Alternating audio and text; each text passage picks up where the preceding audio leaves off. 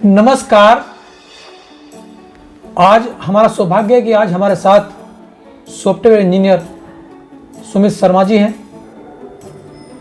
उत्तराखंड का जब निर्माण हुआ सन 2000 में, उसके बाद सन 2002 में तिवारी शासनकाल के दौरान जब आधुनिकीकरण होना शुरू हुआ और वेबसाइट के माध्यम से सरकार की नीतियाँ और रीतियाँ बननी शुरू हुई, उस समय सुमित शर्मा जी ने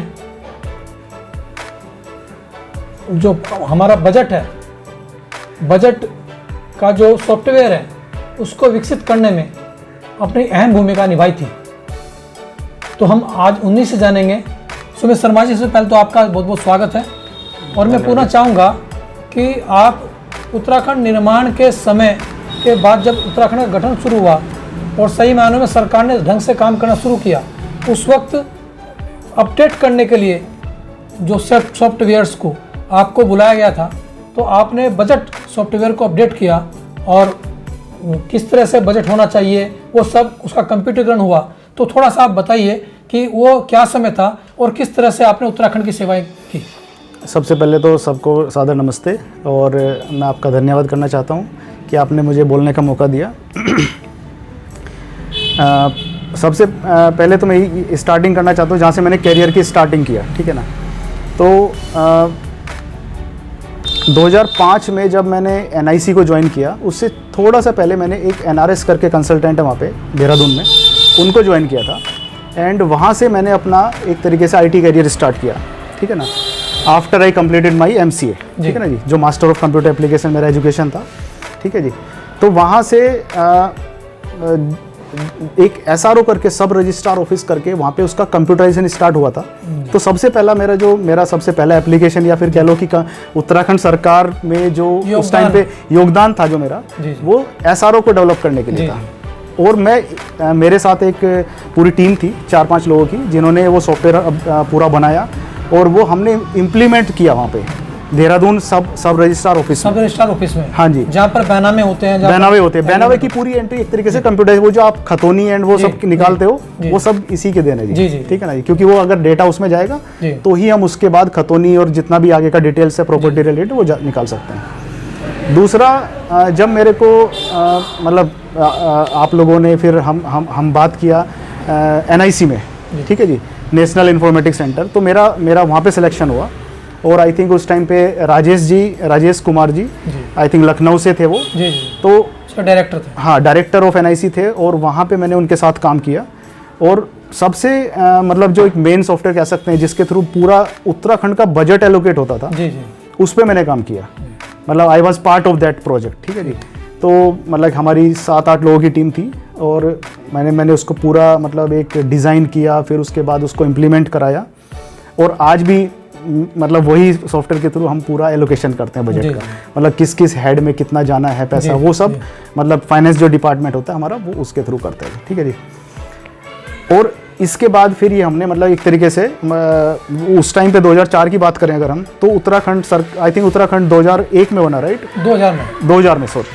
तो 2000 के बाद ये शायद फर्स्ट फेज ही था कि जब से कंप्यूटराइजेशन का दौर स्टार्ट हुआ था।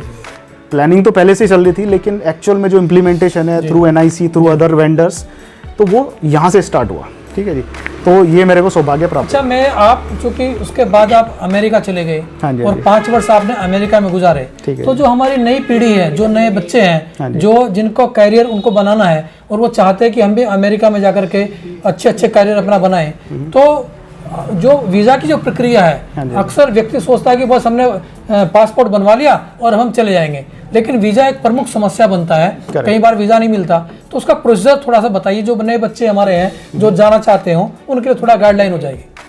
इसमें सबसे पहले तो जी मैं ये कहना चाहता हूँ कि जो भी हमारी नई जनरेशन जो मतलब आने वाले समय में IT रिलेटेड जो भी काम कर रहे हैं, जितने भी एजुकेशन बैचलर्स मास्टर्स कर रहे हैं, हमारा सबसे पहले वीज़ा का उसमें एक मिनिमम एक एक्सपीरियंस चाहिए होता है। आई थिंक 5 इयर्स अभी करंट जो उनको चाहिए होता है। US का अगर मैं वीज़ा की बात करूं, ऑस्ट्रेलिया कनाडा का थोड़ा सा एक अलग प्रोसेस होता है, US का थोड़ा सा अलग प्रोसेस है। तो US वीज़ा के लिए सबसे पहले हमें एक कंसल्टिंग फर्म को मतलब कॉन्टैक्ट करना होता है, ठीक है जी। कंसल्टिंग फर्म कोई भी मतलब हो सकती है, जैसे कि आपकी TCS, टाटा कंसल्टेंसी, राइट, वो भी एक कंसल्टिंग फर्म है। हम उसको कंपनी बोल सकते हैं, कंसल्टिंग फर्म भी बोल सकते हैं, ठीक है जी। ऐसी ऐसी बहुत सारी हमारे पास कंपनीज हैं, TCS हो गया, टेक महिंद्रा हो गया, राइट, और इन्फोसिस हो गया। या तो हम इन कंपनी को ज्वाइन करें और फिर इनके माध्यम से जाएं। लेकिन अगर सपोज करो हर बच्चा या फिर हमारे जितने भी नौजवान हैं वो सब तो ज्वाइन नहीं कर सकते। उनके लिए अगर उनको वो किसी कंपनी में काम कर रहे हैं और वो still they want to go US, ठीक है ना जी, अमेरिका जाना चाहते हैं, तो उसमें हम क्या कर सकते हैं कि जो कंसल्टिंग फर्म होती हैं, और हमारे देश में आपको पता ही है कि बहुत कंसल्टिंग फर्म है, ठीक है। तो दिल्ली NCR में बहुत हैं, हैदराबाद में है, चेन्नई में है, और अक्रॉस बेंगलोर में बहुत हैं, ठीक है जी। साउथ साइड की मैं बोलता हूँ कि ज़्यादा है थोड़ी सी, ठीक है जी। तो आप किसी भी अच्छी कंसल्टिंग फर्म को पकड़ें, ठीक है जी, और उनको आई थिंक स्टार्टिंग में अपने डॉक्यूमेंट सबमिट करने होते हैं, और एक H1 वीज़ा होता है वहाँ पे, जिसके थ्रू वो उसको वर्क वीज़ा बोलते हैं, जी, ठीक है जी। वैसे तो कंपनी के थ्रू L1 वीज़ा भी लगता है और अदर टाइप ऑफ वीज़ा भी हैं, तो लेकिन हम जो कंसल्टिंग फर्म के थ्रू वर्क वीज़ा चाहिए होता है वो H1 वीज़ा बोलते हैं उसको, ठीक है जी। H1 वीज़ा अभी आज की डेट में आप जानते हैं कि डोनाल्ड ट्रंप जी रहे हैं, तो मतलब ऐसा नहीं मैं बोलता कि डोनाल्ड ट्रंप जी नहीं किया है, लेकिन ये थोड़ा सा भी हार्ड हो गया, थोड़ा सा मतलब थोड़ा सा ये स्ट्रिक्ट कर दिया US ने, बट स्टिल लोगों को मिल रहा है, ऐसा नहीं है कि बिल्कुल नहीं मिल रहा है। इसमें लॉटरी सिस्टम होता है, तो आप अपने पेपर्स को सबमिट करते हैं कंसल्टिंग फर्म के थ्रू। USCIS एक उनकी फर्म है, basically it's a government firm, ठीक है जी, जो आपका अमेरिका की एक एजेंसी है, USCIS, US citizens of something like that, ठीक है ना जी, इमिग्रेशन सर्विसेज काइंड ऑफ, ठीक है जी। तो उनको हम सबमिट करते हैं कंसल्टिंग फर्म के थ्रू, और एक लॉटरी सिस्टम होता है इसमें। उस लॉटरी में आप पार्टिसिपेट करते हैं, और अगर आप उस लॉटरी में सेलेक्ट हो जाते हैं तो फिर आपके एक्चुअल वीज़ा प्रोसेस आगे होती है, स्टार्ट होती है। पहले लॉटरी सिस्टम मतलब अभी आपको पता ही है कि लोग अप्लाई करने के लिए बहुत सारे लोग लाइन में लगे होते हैं, तो सीमित संख्या है वहाँ पर जाने की, सीमित संख्या है, और 60,000 आई थिंक जनरल मतलब एक कोटा होता है उनका, 60,000 वो अभी करंटली पर ईयर कोटा होता है उनका, जो 60,000 होता है, और उसके ऊपर 20,000 जो मास्टर्स वहाँ से करते हैं। एक्चुअली क्या होता है ना, कुछ लोग बच्चे ऐसा होता है उनको भी देना होता है, ठीक है जी। तो टोटल आई थिंक 80-85,000 के करीब उनका पर ईयर कोटा होता है। लेकिन जो मैं बोल रहा हूँ कि जो लॉटरी सिस्टम है वो सब लक के ऊपर है कि आपका सिस्टम लॉटरी में आ गया नहीं आ गया। उसके बाद जो आपका एक्चुअल में प्रोसेसिंग स्टार्ट होती है वो आपके पेपर्स के ऊपर डिपेंड करेगा कि आपके पेपर्स कितना सपोर्ट कर रहे हैं आपके केस को, ठीक है जी। जैसे हम कोई भी कोर्ट में केस लड़ते हैं तो आपको प्रूफ देने पड़ते हैं, सपोर्टिंग एविडेंस, ठीक है जी। तो अगर आपका वहाँ पे सिलेक्शन हो जाता है, आपका अप्रूवल मिल जाता है उधर से, उसके बाद आप जस्ट उन पेपर्स को आपको मिल जाएंगे थ्रू कंसल्टिंग फर्म वापस, अप्रूवल जो होता है, और उसको लेके आप फिर आगे एम्बेसी में आप अपॉइंटमेंट ले सकते हैं और अपना वीज़ा स्टैम्प करा सकते हैं। हाँ जी। अच्छा, मैं ये पूछ रहा हूँ, जैसे कि आपने 5 साल गुजारे हैं अमेरिका के अंदर, तो वहाँ का आपने करियर देखा, और अब इंडिया में आप पूना के अंदर काम कर रहे हैं, हाँ जी। तो हमारा कितना डिफरेंस है अमेरिका का और भारत को कंपेरिजन करें अगर हम सॉफ्टवेयर के क्षेत्र में, तो क्या बच्चों का करियर यहाँ बेहतर है या फिर अमेरिका में बेहतर? इस क्वेश्चन का थोड़ा सा डाइसी आंसर है एक्चुअली।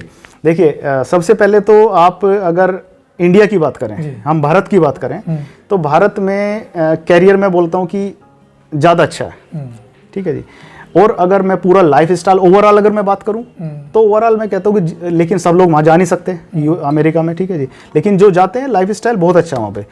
और अगर कैरियर में मैं बोलूँ कि आईटी का कैरियर कैसा है वहाँ पे, तो वहाँ पे बहुत अपॉर्चुनिटी है।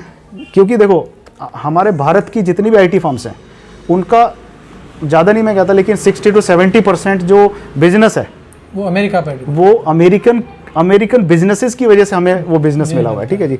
तो आप अगर हमारे देश में इतना आईटी की रिक्वायरमेंट्स हैं, उतनी अपॉर्चुनिटी हैं, तो आप सोचो कि जो सोर्स कंट्री है जहाँ से हमें वो बिजनेस मिल रहा है, तो वहाँ पे कितना होगा, ठीक है जी। तो डेफिनेटली उसमें तो कोई डाउट ही नहीं है कि वहाँ पे कैरियर की अपॉर्चुनिटी बहुत अच्छी है एक्चुअली, ठीक है जी। और जो मेरा पर्सनल एक्सपीरियंस है, थोड़ा सा लाइफ स्टाइल के बारे में बताना चाहता हूँ मैं। डेफिनेटली लाइफ स्टाइल बहुत अच्छा है कि आपको हैसल फ्री आपको लाइफ है वहाँ पे, ठीक है जी। आपको मतलब मैं अपने देश की बुराई नहीं करना चाहता, बट थोड़ा बहुत जो करप्शन हम यहाँ पे देखते हैं वो थोड़ा उधर नहीं है जी, ठीक है जी। अब उससे ही हमारी लाइफ बहुत चेंज हो जाती है, ठीक है जी। मतलब जैसे हमें मतलब डीएल को रिन्यू करना है फॉर एग्जांपल, तो मुझे किसी की कोई सोर्स की जरूरत नहीं, ना मुझे किसी को पैसा देना है जी। मैं सीधा अपना अपॉइंटमेंट बुक करूंगा, पेपर मेरे देखे जाएंगे और जो भी रिजल्ट होगा वो साथ साथ मिल जाएगा जी। यहाँ पर एजेंट की तरह नहीं है, एजेंट वाला कोई सिस्टम नहीं जी। जी बहुत अच्छी बात आपने बताई, लेकिन जो इंडिया के अंदर जैसे हम कहते हैं सारे जहां से अच्छा हिंदुस्तान हमारा, तो अगर हम अपनी माटी की बात करें तो निश्चित रूप से जो बच्चे हैं हमारा करियर अपने यहाँ माटी में भी, हमारे भारत के अंदर भी वो बेहतर बना सकते हैं, जैसा आपका कहना है ये। That is correct actually. अभी इसमें मैं आपको अपना ही एग्जांपल दे सकता हूँ, मतलब मैं उसमें पर्सनलाइज नहीं करना चाहता। हमारे जितने यूथ है मैं उसको बिल्कुल नहीं ऐसा बोलना चाहता कि ये आप ऐसा करो, बट मेरा पर्सनल एक्सपीरियंस ये रहा है कि सारे जहाँ से अच्छा वही सब कुछ अच्छा होता है जी। मतलब सारे जहाँ से अच्छा हिंदुस्तान हमारा, तो अपने देश से अच्छा कोई देश नहीं है, ठीक है जी। मैं तो यही बोलना चाहता हूँ बस। निश्चित रूप से बहुत अच्छी बात कही हाँ जी। सुमित शर्मा जी ने, जिनका योगदान उत्तराखंड के सॉफ्टवेयर इंजीनियरिंग के क्षेत्र में बहुत महत्वपूर्ण रहा है, उत्तराखंड सरकार के लिए बहुत महत्वपूर्ण रहा है। और अमेरिका में जाने के बावजूद सारे जहाँ से अच्छा हिंदुस्तान हमारा, उनकी माटी, उनका देश उन्हें पुकारता रहा और वे फिर भारत में आ गए और पुणे के अंदर सॉफ्टवेयर इंजीनियर के रूप में काम कर रहे हैं। निश्चित रूप आपको बहुत बहुत बधाई। और धन्यवाद। जो हमारी प्रतिभाएं हैं वो देश विदेश में रहें जरूर, लेकिन दिल में सारे जहाँ से अच्छा हिंदुस्तान हमारा जरूर रहना चाहिए। फिर हम किस शख्स से बात करें, तब तक के लिए आपका बहुत बहुत धन्यवाद। जय हिंद, जय भारत, नमस्कार।